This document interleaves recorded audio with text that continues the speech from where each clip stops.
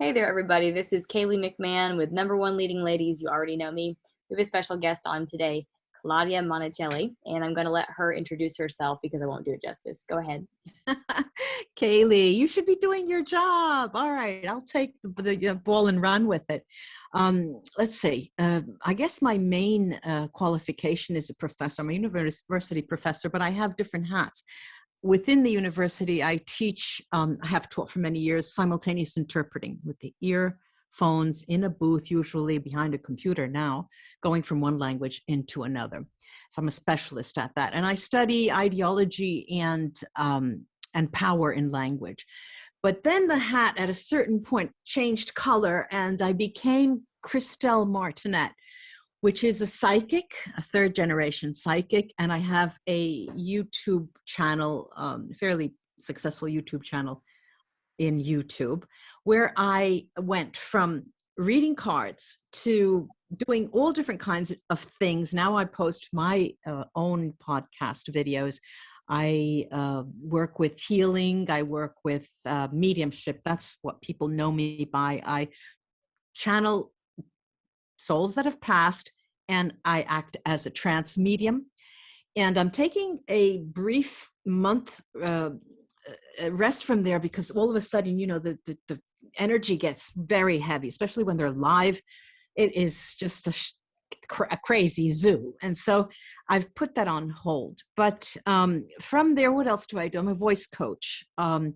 And I work with that within the university. I work with the Feldenkrais method. I'm a Feldenkrais practitioner, and probably no one has ever heard of that. But it's a somatic form of movement, energy movement. And we work with the bone system and not the muscular system.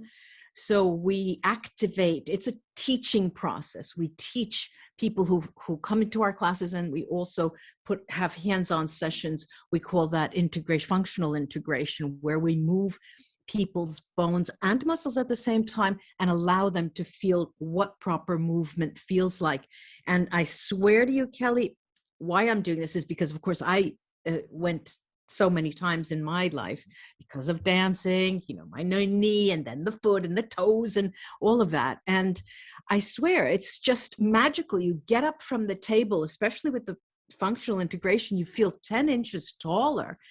And the pain, I'm not a person who lives with pain. So when I get a little tiny bit of pain, I have to, you know, get rid of it, or else I think, my God, the evil spirits are after me.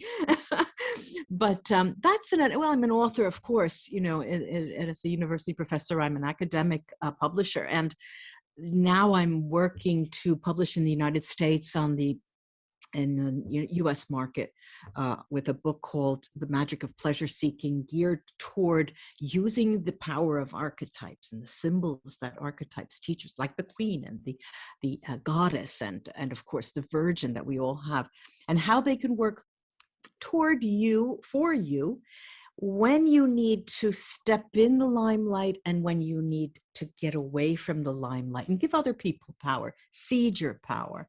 So, you know, there's a lot of, in Italian, we say a lot of meat on the fire there.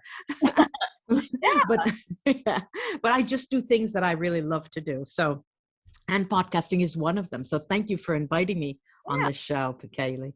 This is cool. You're probably one of the most unique interviews that we've had so far. We have a lot of real estate individuals that are in product sales, inventory, different things. So this is pretty cool. So typically what we do is we ask our guests 3 different questions. All right. So I'm ready. I'm going to start with the first one.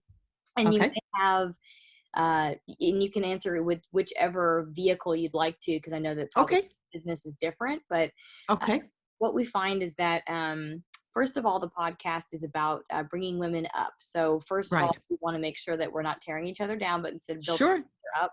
All of the information that we go over is experiential. And so you're going, I'm going through that. This is exactly, you know, who I am at that time and how did the person get through this. So a lot of the time when you have a startup or a new business, the thing that you have to get through in the beginning, besides the mind shifts and some other things, is really just getting to traction. So beginning of a business, for example, a tech startup or any kind of startup, sure. You're going, okay, for you, what did it look like? And again, you can answer with whichever. Oh God, I'm ready. I only got one really huge. Do I What have the floor, or have you not finished asking the question? not yet. What did it look like Yeah.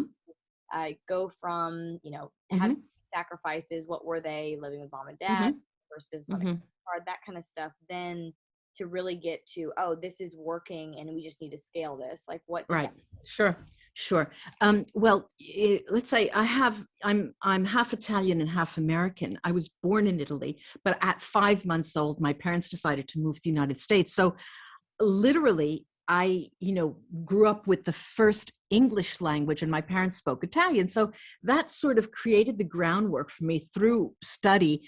And I finished my university degree with a specialization in interpreting. And right from there, a professor of mine who was, really a trailblazer, because there was no interpreter training program in the States at that time.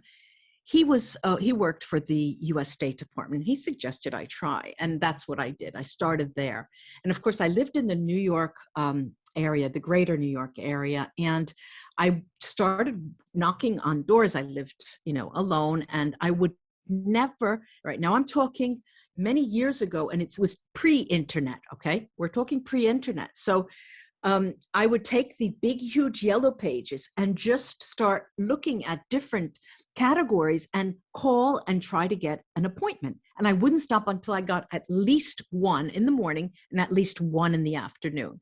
Because, okay, New York is a huge place. When one door closed, at least 10 open. So that was fairly valid a system, but you had to have some form of note-taking management system that would help you and not calling the same people over and over again. So that started a freelancing a business that I had that brought me around the United States. And I did start to work for the State Department, and I traveled all over the United States, Texas included. There were a couple of places I didn't hit, like Oklahoma I never went to, Hawaii. But those were, it was me and the world. So when you're a freelancer, you are an independent professional. And of course, if you are part of a greater association, it's a professional association, nothing more, nothing less. I wasn't as part of a group. I wasn't part of a group, and we didn't open a business at that time. From there, I crossed the ocean. I decided to go back and forth and back and forth and back and forth and back and forth. And then the marriage bug got me, and I ended up in Italy. And there I started taking it one level up. There was a local school, because I work at the university now, that has an interpreting department. But at the time, it was a private school. And so I started working there when I was very young. And so I've been I have specialized in this type of teaching. And there too, when you enter the university level, I thought, my God, I have to up my game. I really have to up my game. So I decided at 50 to go and get my PhD. And so I did my PhD in Edinburgh in Scotland. And it was, that, I don't know if you've gone through that experience, but right at the very end, when I was ready to I was hoping to finish writing my thesis and then, have the viva, as they call it, the defense. I was ready to throw in the towel. It was August. I remember it was so hot, and I was thinking, I can't do this. I can't. And so my supervisor was, bless his soul, he said, "Are you joking? No. You are blah, blah, blah." He convinced me. I went through, and I did it. For 3 years after that, he told me it was the best defense he's ever seen. For 3 years, I couldn't even look at that book. I couldn't look at it. And then after 3 years, I wrote that book, but it's still up on the shelf. But from there, what brought me into the world of psychic media, I'm going to call it, was precisely from a university position where I had it with males, being promoted when I was much more qualified. And I had become this, you looking at me, and I wake up smiling, I go to bed smiling, I'm a smiling person. I was screaming at everybody, nepotism, how could you dare, blah, blah. So I thought, okay, this is not me. Let me go, take a step back. I'm supposed to have a good time in my life. So I thought, well, what other skills do I have? And of course, I knew the other skills that I had. And I said, let me go have some fun. And that's how I started my YouTube channel. Just went initially there too, it was me against the world, just alone, showing my hands. I didn't want to show my face because I didn't want my students to find me. So I just had my hands. And after a couple of years, this consultant said to me, no, you really have to go live. I said, I can't go live. He said, yeah, you should. I said, why? Why? What's the difference? He said, well, people want to put a face to the name, and the hands, and you'll see that it will grow, it will be so much better.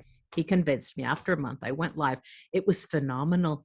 The growth, the exponential growth of subscribers that I had was phenomenal, 4,000 in 1 month, and the next 1,000, and every year 1,000. And I thought, wow, this is very strange. I thought, so I started, then I opened a company. I opened my own company called Multiple Voices, which is also the name of my podcast. And I opened it in the United States because I have this half and half, and I, invested in the United States. And there I started seeing how things worked a little better.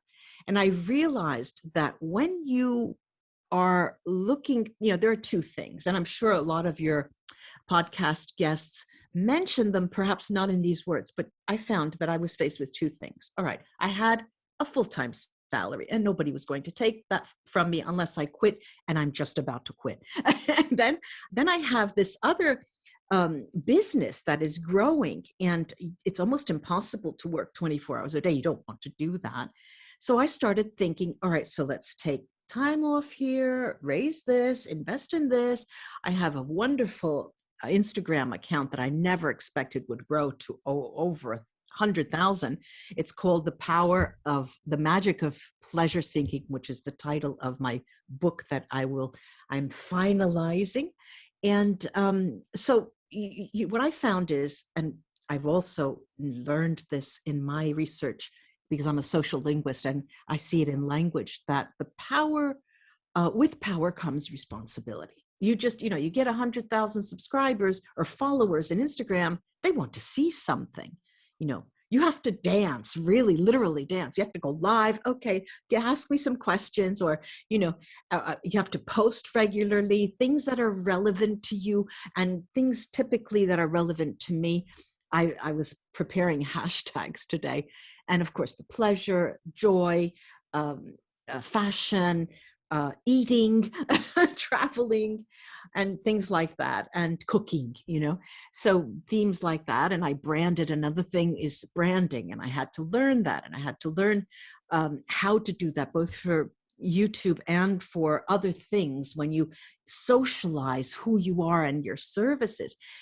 And I mentioned there are two sides to this making, growing a business. One is your own skills. So you value your own skills by putting a price tag on it. And that wasn't so difficult, because it's like, for me, it was like going into the university and giving grades. Very difficult at the beginning, but then you learn, because you have to evaluate people. And the same, I could just take, let's say, past life regression, hypnotizing clients and having them regress to a past life that has a certain amount as a fee. And I base it on the time I spend. Of course, I look at not too much, but I do look at what is out there. And I tend to overvalue what I do because I know I'm good. Just don't want to be I'm being modest, but I put 150% in my work, and I'd like to get at least 100% back. And so that is something you have to look for and attend to. But the other side, the really important side is, and I'm learning that every single day, is what kind of value are you giving out? What are you giving back? Okay, you had the luxury of studying, of becoming, getting your PhD and, having help with that, your parents and all of that. Now, what are you giving back? How are you giving back? Right? And that is still, and why I say it's still being defined, because sometimes you don't exactly know if the giving back is in the form of doing something free. Like, for example, in YouTube, I do my mediumship for free. But then my spiritual mind and my guilt comes back and thinks, well, you're only doing that so other people see you and you get money in the long run, So there is uh, this, this not guilt, but my conscience tells me you have to in some way extend yourself to humanity and help them. And at least 100 times a day, I get emails from people who want to communicate to their dog who has just passed away, or to their grandmother, and on and on and on and on. And many people don't have enough money to pay for that, and so we discuss that, and I ask them to make a donation, and so it goes on and on, and a lot of, and I would think that the donation solution would work, but not many people do it in the end, and I don't understand. I don't understand the psychology of that. Then they say, well, how much do I have to donate? I said, donate whatever you can. You don't give me $1. That's all. I need to have you interested. I need to have you giving something as a gift, like just in the same way that people go to altars. They create their altars and they give gifts to the gods or the spirits or people that they pray to. And so that is something that is it's fun. If I think about it, it might seem even silly, but it is something that every day I deal with. That every day I try to understand if what I'm doing is right. Is it right? I mean, am I giving back? Am I offering something? And so that I think to the business side is what is that what I question the most, because ever since I was a child, I mean, at 13, I was knocking on doors. I was an Avon lady with my mother's sweater around my shoulders. I think the women would buy things for me because they felt bad for me, but I had a great time, and I always used to think, well, money's like my nails. In Italian, they say money's like your nails. You cut them and they just keep growing, because that's my mindset, I know that's not the same for everyone. And so, see, my quandary is really the spiritual side to it, giving my work a spiritual value that not always I can do, because we live in a society where, like I said before, giving grades, putting value, a price tag on what you do has its importance. And of course, we have to remember that one of the languages of love is money. It's not only kisses, hugs, and and that has its own value. I think I've said enough. You can stop me. Just turn me off, Kaylee. You picked up on two things. Thank you for sharing, what it took for you to really get to traction. Now, the other thing that we ask our guests, two questions, would be, what would you say would be your biggest lesson? In what way? That I learn or that I give? That I can offer? That you learned. Well, the biggest lesson is this, that when you get, you need to give back. That is probably the lesson that I keep learning every day. That is, I have to say that. Yeah. And there's always the lesson of, one very, very important thing is that thoughts are energy. It's energy. So do not spend time being angry, nor fearful, nor depressed. It just won't work for you, ever. Yeah. I think that's right. Yeah. Feel the feeling, but don't live in it. Yeah. Right. Let it go. Yeah. And we're human. Now, Claudia, one of the last question that I ask our guests is, what would you say would be your biggest win? My biggest win. God, thank you. Feeling so at home with myself and having the luxury of being with myself, because I'm usually a person who extends themselves, the classroom, YouTube, and all of that, and Instagram. And that when you finally have that time to be alone, it is that is the blessing that that's the thing I like the most. Yeah. That's amazing that you say that, because I think that the way that our culture is maybe in the US, or I'm not sure exactly what it is, Hmm. but a lot of people that I experience meeting or see, they find it odd if I want to be completely alone on Sunday. You I know, know. No, no, I understand that too. I could distinctly remember when I was going through a separation and I had gone back to the United States with my young children, and my dad called me on the phone. He says, Claudia, how are you? ¿Cómo estás? And I said, Dad, I don't know. I'm going to be alone. I feel so alone. And he'd say, you'll never be alone. And so I was really worried then that I would always be alone and I was needed to be with somebody. And that was, that has long gone, left me. And it was a slow process. It really was a slow process. And of course, you're never alone. I go dancing, tango and all that. But you need to know who you are in relation to others, really. And that helps to be alone on Sundays, like you say. Yeah, yeah, really be yeah, alone with your thoughts. yeah. Your thoughts. Sometimes you can't even think for all of the nuts craziness around you. Yeah, or Yeah, anything that's any kind of deep thinking. You're usually in, like, this defense mode constantly with things coming at you, and so having that time to really, what do I actually believe, like me, not what people are yeah, telling me to, like what is yeah. actually important to me, what makes me actually like physically feel good, what do I need to pay attention to moving forward. Yeah, Let's yeah. do And the one more thing of that that. that you have to think is the question needs to be, what do I really believe now? Because I know that that will change. I've had enough experience to know that, and I can say today, people say to me, "Well, what are your thoughts on God?" And I'll start by saying, "Well, today this is what I believe," and then start talking about it. And that's the only thing you can do because change is so rapid and there's so much out there that makes us change, and science helps, and podcasts help, and this communication really helps for much of that. I think that's right. So, for any of our listeners or readers or individuals who are watching this later on, Hmm. what would be the best way to contact you to be able Hmm. to communicate with a loved one, be able to have Hmm. coaching from you, or any of your other Okay. services? Yeah. For the psychic medium hat, I have a website called, well, it's www.christelle,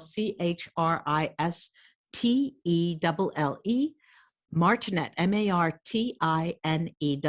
MartineTTE.com. And my other website as an author and a voice coach and a movement coach is www.Claudia Monacelli, Monacelli.com. And my Instagram is the magic of pleasure seeking. Go there. The magic of pleasure seeking. Today. Today. Yeah. Yeah. Good. You're good. Thank you so much for spending your time. You're good. I know that you've got a lot of things going on, to be able to educate You're our welcome. on something completely different than we've ever been able to explore before. Thank you for uplifting other women who want to know what it does take to be involved in the things that you do. If that is a goal of theirs, that Mhm. maybe there's someone in the family's never done it before, they have no advice, um, that it can be done. So I really Yeah. appreciate your time on our. Thank you. Thank you, Kaylee, for inviting me again. And it was a pleasure. And I hope anything that I have offered could be of help to someone. Absolutely. I'll see everybody soon on Number One Leading Ladies.